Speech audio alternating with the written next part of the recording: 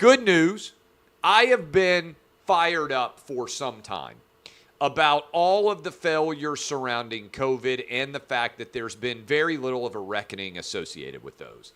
Last night, in the Chicago mayoral elections, we got a reckoning as Mayor Lori Lightfoot was eviscerated in the Chicago mayoral race, not even making the runoff.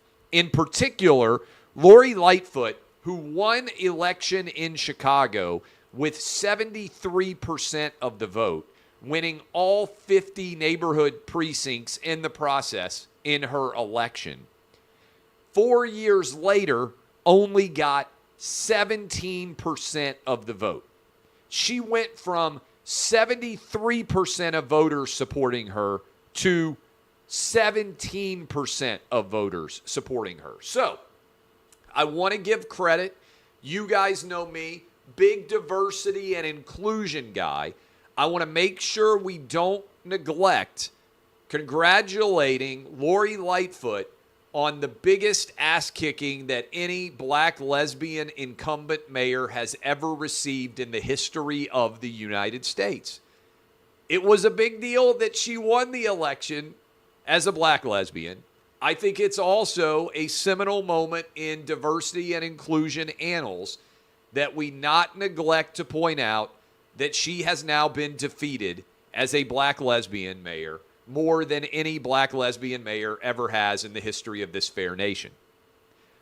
83% of voters who cast ballots in the city of Chicago's mayoral election said the incumbent mayor, Lori Lightfoot, is so bad at her job that I'm going to vote for someone else. Only 17% of Chicagoans voted for her. She is the first Chicago mayor to lose as an incumbent since 1979 and 80, over 2 generations. That roughly was when your boy was born, to put that in context. Lori Lightfoot has said, what do you think the reason was that she said she lost? Racism, sexism, go figure. Chicago wasn't ready for a black mayor, except they loved her 4 years ago, and they were fine with a black lesbian mayor. And then they saw that the black lesbian mayor was like the white gay dude who's in charge of transportation, and the black lesbian mayor who's in charge of White House communications, the White House press spokesperson. And they saw the half Indian, half black vice president, female. And they said, can we just stop with giving people jobs because of their identity and just actually elect people who are competent and aren't awful at their jobs? And so 83% of Chicago voters, very left-wing liberal voters by and large, said, Lori Lightfoot, you're done. Now, what I also think is funny about this is, and this was my same argument I made back in 2016. The reason Donald Trump won election in 2016 was because a bunch of people voted for Barack Obama for president in 2008 and 2012, and then flipped and voted for Donald Trump in 2016.